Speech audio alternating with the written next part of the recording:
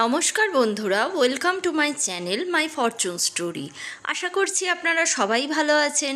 ফিরলাম নতুন ভিডিও নিয়ে। ভিডিওটি সম্পূর্ণ দেখার অনুরোধ রইল। আর ভিডিওটি দেখে যদি ভালো লেগে থাকে তাহলে প্লিজ একটা লাইক করে দেবেন আর অবশ্যই চ্যানেলটি সাবস্ক্রাইব করে আমার পাশে থাকবেন।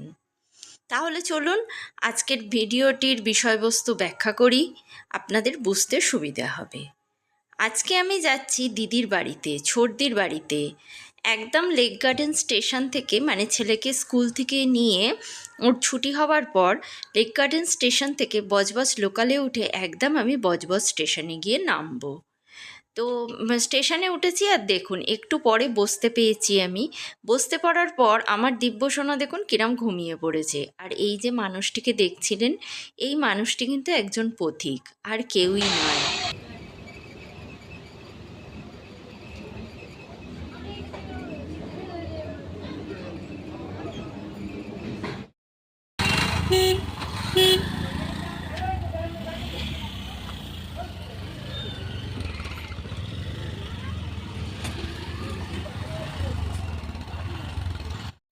তো ট্রেন থেকে নেমে পড়লাম। নেমে পড়ে অটোর ওখানে খুব বাজে অবস্থা, যে যেরকম পাচ্ছে বসে পড়ছে, আর যখন অটো থাকছে না তখন লাইন পড়ছে।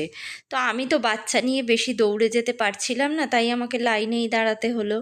তারপরে যাই হোক একটা অটো পেলাম আর এসে নামলাম রাস্তার সামনে।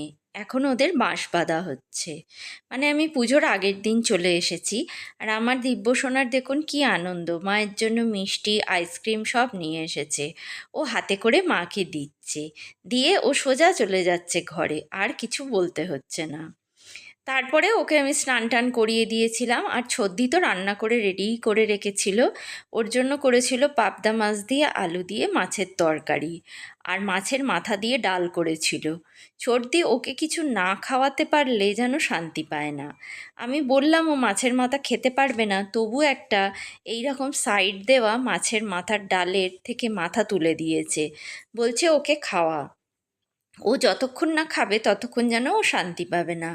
তা আমি ওকে এইভাবে খাইয়ে নিচ্ছি, ও বেশি তো খেতে পারে না। এইভাবে খেয়ে ওও শান্তি পাচ্ছে আর ওর মাও শান্তি পাচ্ছে। ছোটদি ওর সাথেই আমাকে খেতে দিয়েছিল। আজকে রান্না করেছিল আমাদের জন্য পুঁই শাকের চচ্চড়ি। আমি না ক্যামেরাটা অন করতে ভুলে গিয়েছিলাম যখন খেতে দিয়েছিল। আর দিব্য এমন করছে আমি সবই ভুলে যাই। মাছের মাথা দিয়ে ডাল, পুঁই শাকের চচ্চড়ি আর মাছের মাথার ঝাল করেছিল। সেই দিয়ে আমিও বেশ আরাম করে, মানে বেশ শান্তি করে খেয়ে নিলাম। আর এদিকে ছোটদি, ওর খাওয়া হয়ে গেছে, ছোটদি ওকে তুলে মুখ হাত ধুয়ে শুইয়ে দিচ্ছে, আর আমি এদিকে বসে বসে খাচ্ছি। ইতিমধ্যেই সোমনাথদাও চলে এসেছে, তো সোমনাথদা খাচ্ছিল আর আমার সঙ্গে কিছু কথা বলছিল। ওই দু একটা কথা বলতে বলতে, মানে এই লাঞ্চ টাইমেই তো দেখা হয় ওনার সঙ্গে, এইভাবেই আর কি কথা হলো দু একটা। তারপরে সন্ধেবেলা আমি বসিয়ে দিলাম দিব্যসোনাকে পড়াশুনো করাতে। কারণ যাই হোক পড়াশুনো তো এইচডাব্লিউ তো দিয়েছে, সেটা কমপ্লিট করতে হবে।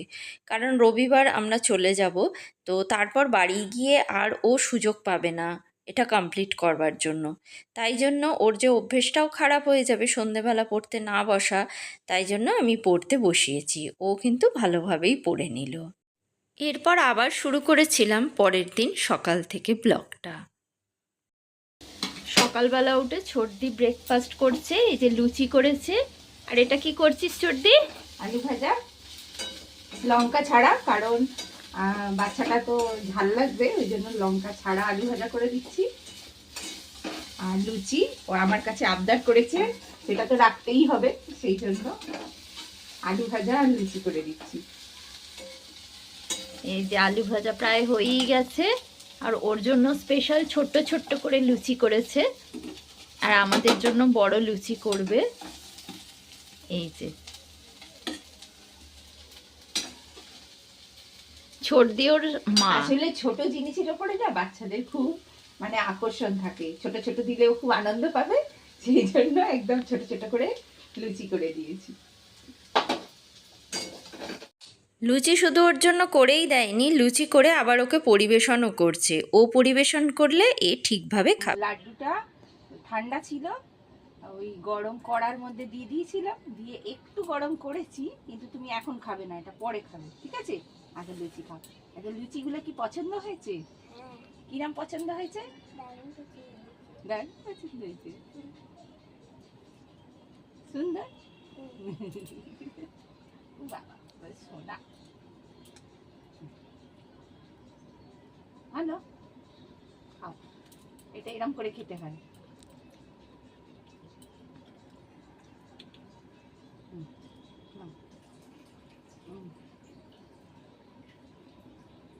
আছে না, খেয়ে নাও।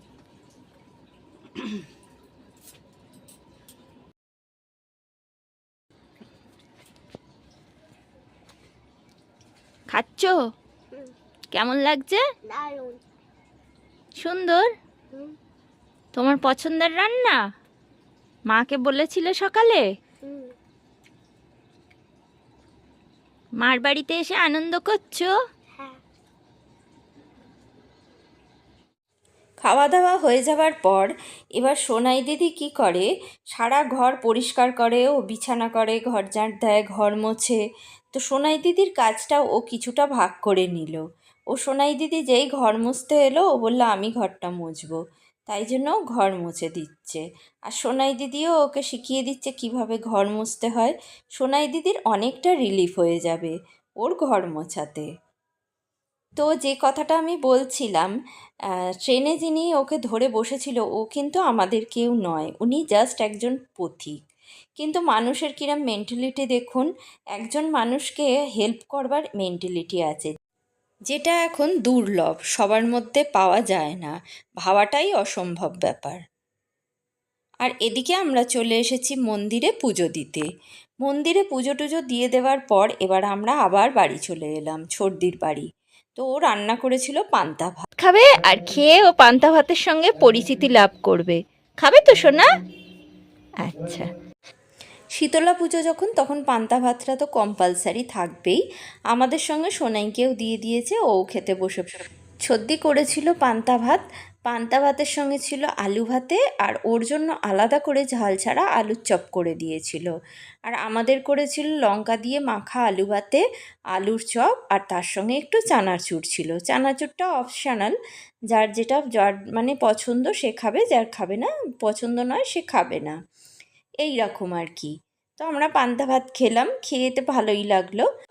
পান্তা ভাত খেতে খেতে খুব মনে পড়ছিল যে আজকের দিনটা কীরকম মা থাকতো, মাও পান্তা ভাত খেত, খেয়ে কীরকম শান্তিতে সবাই মিলে একসঙ্গে ঘুরতাম ফিরতাম।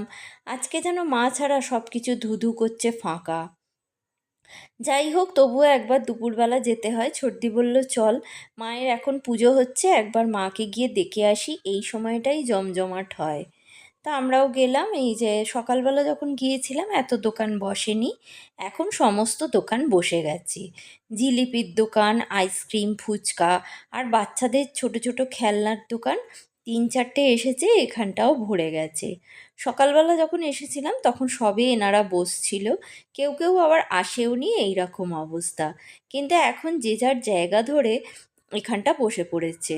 আমরা যখন লাস্ট মায়ের সঙ্গে এসেছিলাম লাস্টবার, মা তো এইখানটা বসে, জানেন তো, এই মা শীতলার গান হচ্ছে এখানটা, তো এখানটা বসে না খুব মা শীতলার গান শুনতে পছন্দ করতো। আমার না এত কষ্ট লাগছে কি বলবো, আর সব স্মৃতিগুলো মনে পড়ছে। মা শীতলার গান পুরোটা শেষ না হওয়া পর্যন্ত বাড়ি যেত না। আমরা কিন্তু একটু এসে ঘুরে আবার বাড়ি গিয়ে শুতাম, কিন্তু আমার মা পুরো গান শুনে পুজো দেখে পুরো আর কি এনজয় করে তারপরে বাড়ি যেত। সত্যি আজ খুব মনে পড়ছে মাকে। রাজার ঔষধ ভূমিতে যখন মৌসুমটি হইয়াছিল, সেই মুহূর্তে দেবাদিলের মশার পলায়ন করেছিল।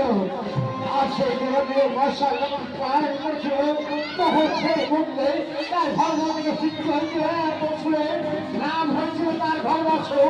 এই বিশ্বের মাঝে, এই জীবনের মাঝে এমন কেউ নেই যে সেই ধর্মাসের হৃদয় বাড়ি করে। হ্যাঁ, তবে সেই ধর্মাসন যদি মৃতপুত্র সন্তানকে আমার হস্তে না তুলে দিই, আমি আপনার এই সাদের সৃষ্টি করবো ধ্বংস।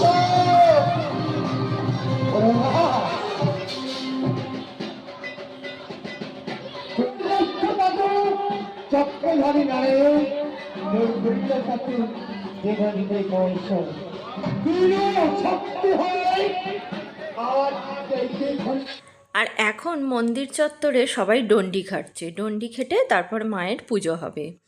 মানে এইখানে আমি একটা জিনিস দেখলাম যে এখানে একটা রিচুয়ালসের মতোই হয়ে গেছে। আবাল বৃদ্ধ বনিতা সবাই আর কি এখানে এসে মায়ের আর কি ডন্ডি দেয়। সেটা আমি জানি না যে মানত করে দেয় কি মনের ইচ্ছায় দেয়, সে বলতে পারবো না, কিন্তু এখানে দেখি সবাই এটা যেন একটা উৎসবের মতো হয়ে গেছে ডন্ডি দেওয়া। তো যাই হোক, ভালোর জন্য করলে সেটা তো ভালোই। আর দেখুন কত মায়ের প্রসাদ পড়েছে, এই পুরো আটচালাটা না ভর্তি হয়ে যায়। এর থেকে আরও অনেক বেশি পড়ে, শিব মন্দিরের সামনেও দেখালাম আপনাদের কত প্রসাদের প্যাকেট পড়েছে। এটা আর কি পরে প্রত্যেক বছরই দেখি, এবারে যেন মনে হচ্ছে একটু কমই পড়ে। পিতা এখন পিতা বলুন না, কোথায় বা হবে আমার পুত্রের স্থান আমার কাছে? তোমার পুত্রের স্থান হবে তোমার দক্ষিণ পাশে। বেশ পিতা। লহ পিতা, কোথায় চলেছ?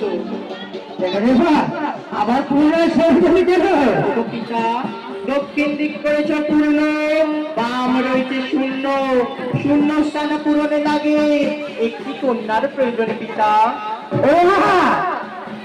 ওই ধর্মাসুর যখন খণ্ডিত হয়ে প্রত্যেক মাঝে করেছিল গর্ভ হতে জন্ম হয়েছিল এক ঋতুপতি রাজে। ঋতুপতি রাজরা অনেক জন্ম ছিল, সেই রমণী তোর হবে আজ থেকে দাসীবাই, নাম হবে তার দেবী রক্তাবতী। নমস্কার পিতা।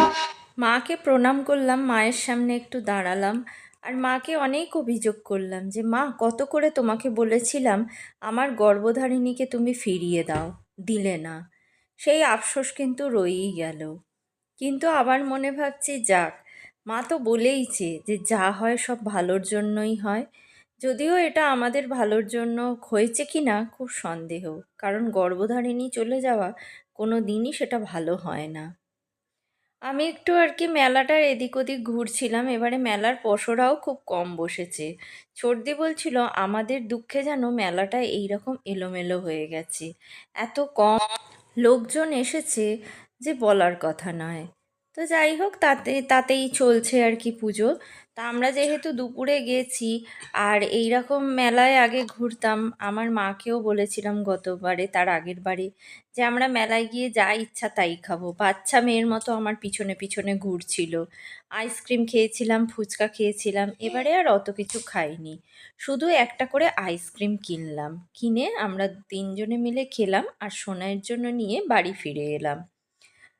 দুপুরবেলা আইসক্রিমটা খেতে বেশ ভালোই লাগছিল, বেশি দাম ছিল না, 10 টাকা করে দাম ছিল। তারপরে আর ব্লগটা কন্টিনিউ করিনি, এবার বাড়িতে এসে শুয়ে পড়েছিলাম। তারপরে আবার সন্ধেবেলা থেকে ব্লগটা কন্টিনিউ করছি। সন্ধেবেলা আবার বেরিয়েছিলাম, আর এই দেখুন যে গেটটা বাঁধা দেখাচ্ছিলাম, সেই গেটটাই এইভাবে ওরা লাইটিং দিয়ে একদিনের মধ্যেই সাজিয়ে দিয়েছে। আর এই পাশে সন্ধেবেলা বসেছে ভুট্টা, আর এই যে সংসারের নিত্য আর কি প্রয়োজনীয় জিনিস নিয়ে একজন মানুষ বসেছেন।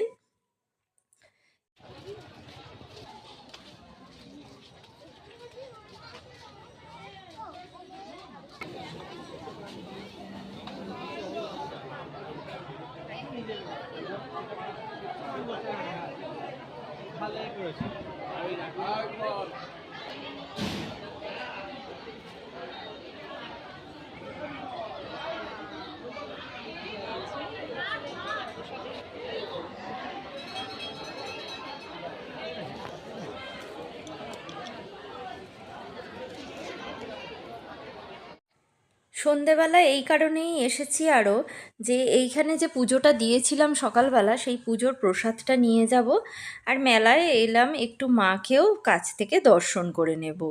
তাই জন্য আমি কুপন দিয়ে দিলাম, তো কুপনে আর আমার প্রসাদটা আর কি দিল, আর ওরা দুটো চিড়ে ভোগও দিল। তা আমি বললাম বাচ্চাটার জন্য দেয়া যাবে, বললো অবশ্যই দেয়া যাবে, বললে বাচ্চাটাকেও একটা চিড়ে ভোগ দিল। এই চিড়ে ভোগটা খেতে কিন্তু আমার বেশ ভালো লাগে। আমি আর মামনি না একটা চেয়ার নিয়ে নিতাম, মানে দুজনে দুটো চেয়ার নিয়ে বসে আর এই চিড়ে ভোগটা খুব খেতাম, বেশ আনন্দ করতাম, সেটাই আমার খুব মনে পড়ছে। পুজো দিয়েছিলাম, তো এখানে সিস্টেম হচ্ছে পুজোর সঙ্গে আর এখানে চিড়ে ভোগ দেওয়া হয়। তো চিড়ে ভোগ দিল, আর আমার দীপসোনাকেও একটা চিড়ের ভোগ দিয়ে দিল। যে যে কটা পুজো দেওয়া হয় তার সঙ্গে একটা করে ভোগ দেয়। আর এই যে চিড়ে ভোগ, আমার চিড়ে ভোগ, আর এই যে পুজো দিয়েছিলাম সকালে, সেই প্রসাদটা এখন নিতে এলাম। আর মা এখন ক্লান্ত শ্রান্ত হয়ে বসে আছে, খুব সুন্দর দেখাচ্ছে মাকে। তো দেখুন, আমি আপনাদের কাছে দেখাচ্ছি মাকে কত সুন্দর দেখাচ্ছে। দুপুরবেলা মায়ের সামনে যেতে দেয় না, এখানটা পুরো ব্যারিকেড করে রাখা হয়। কিন্তু এখন যখন সবার প্রসাদ চলে গেছে, মায়ের পুজো হয়ে গেছে, এখন মাকে সামনে থেকে দর্শন করতে দেবে। তো আমি একটু ভিতর গেলাম, এটা ওদের মনসাতলা, সুন্দর সাজিয়েছে। পুরো মন্দিরটা এত সুন্দর করে সাজায় না, দেখেই চোখ ভরে যায়। এই যে মা এখন ক্লান্ত শ্রান্ত হয়ে বসে আছে, মা যেন কত পরিশ্রান্ত সারাদিন পর। আর এই যে সামনে থেকে এত ফুল মালায় ভরা মা, এত সুন্দর দেখতে লাগে মাকে যে কি বলবো। এই যে দেখুন, পুরো মা মালাতে ভরে আছে। ওরা অনেকেই বলছিল আরও নাকি বেশি মালা পড়ে মায়ের জন্য। এবছরে যেহেতু মানুষজন কম এসেছে, সেহেতু নাকি মালাও কম পড়েছে। এত মালা পড়ে যে সারা মন্দিরটার গেট মালায় ভরে থাকে। আর মা সাজবে, এদিকে শিব বাবাজি সাজবে না, এদিকে দেখুন ইনিও সেজে গুজে ধ্যানমগ্ন হয়ে বসে আছে। আর গাঁদার মালা দিয়ে কি সুন্দর সারাটা মন্দির এরা সাজিয়েছে, এত সুন্দর লাগে না। বাৎসরিক পুজো যেহেতু, সেহেতু মনসা গাছকে একটা নতুন শাড়িও পরিয়েছে, দেখতে বেশ ভালো লাগছে। আর এটা দুপুরের যজ্ঞের ছাই। তা এইগুলো সবই আমি দেখলাম। আর এখানে সবই মন্দির খুলে দিয়েছে, আমি আর মন্দিরের ভেতরে ঢুকিনি। কালী, বড় ঠাকুর, লক্ষ্মীনারায়ণ, হনুমানজি আমি পুরো বাইরে থেকেই তুলছিলাম, কারণ আবার জুতো খুলতে হবে, যেতে হবে, একটা অসুবিধের ব্যাপার। তো বাইরে থেকেই দেখলাম সবাই ভালোভাবে পুজো নিয়েছে এবং আশীর্বাদও করেছে মনে হচ্ছে। সেই রকমই আমার দিব্যসোনা বলছে ওখানটা উঠবে কি না, ওর তো যেরকম ছোটোবেলার ছোট দুষ্টুমি। আমি বললাম না, ওখানটা গরম আছে, যেতে হবে না, আর তাড়াতাড়ি বেরিয়েও যাব। আমার না এই সত্যি কথা বলতে কি, এই জায়গাটা এত ফাঁকা, এত একা, এত কষ্ট লাগছিল না। এই জায়গাটা মানে এই প্রত্যেক বছর পুজোতে আমার মা এখানে আসতো, আর এমনভাবে আঁকড়ে ধরে বসে থাকতো সেই সকাল থেকে সন্ধে পর্যন্ত, যতক্ষণ আর কি এখানের আনন্দটা থাকে ততক্ষণ সে যেন চেটেপুটে নিত। আজকে বড় খারাপ লাগছে। আর এখন বাড়িতে এসে গেছি, বাড়িতে এসে ড্রেস চেঞ্জও করে নিয়েছি আমরা দুজনে, সবাই ড্রেস চেঞ্জ করে নিয়েছে। আর মেলা থেকে একটা কি সুন্দর জিনিস সোনাই দিদি ওকে কিনে দিয়েছে, দেখুন, এই দেখা, ওটা একটু দেখ, লাইটটা অন কর। লাইট অন না করলে কি করে দেখা যাবে? লাইট অন করো। এই দেখুন, একটু দূর থেকে দেখাও। দাঁড়ান, আমি লাইটটা অফ করে দেখাচ্ছি, কি সুন্দর। রাখ বাবা, বিছানায় রাখো, বিছানায় এখানটা রাখো। বাবা লাইট রাখো। এই যে দেখুন লাইটিং বেলুন, কি সুন্দর লাইট দেওয়া। যা, আবার অফ করে দিয়েছো? এই যে লাইটিং দেওয়া বেলুন, দেখুন কি সুন্দর লাইটিং হচ্ছে। এই বেলুনটা কিনে দিয়েছে ওকে সোনাই দিদি। কেমন লাগছে সোনা বেলুনটা? ভালো লাগছে। পছন্দ হয়েছে তোমার? হ্যাঁ, পছন্দ হয়েছে। আর ছর্দি এখন রান্না করছে রান্নাঘরে, আমরা খাবো আর ঘুমিয়ে পড়বো। তো ভিডিওটি আজ এই পর্যন্ত রাখলাম, ফিরবো নতুন ভিডিও নিয়ে। ততক্ষণের জন্য সবাই ভালো থাকবেন, সুস্থ থাকবেন, ভগবান সবার মঙ্গল করুন। কি সোনা, কি করবে? ভগবান সবার মঙ্গল করুন।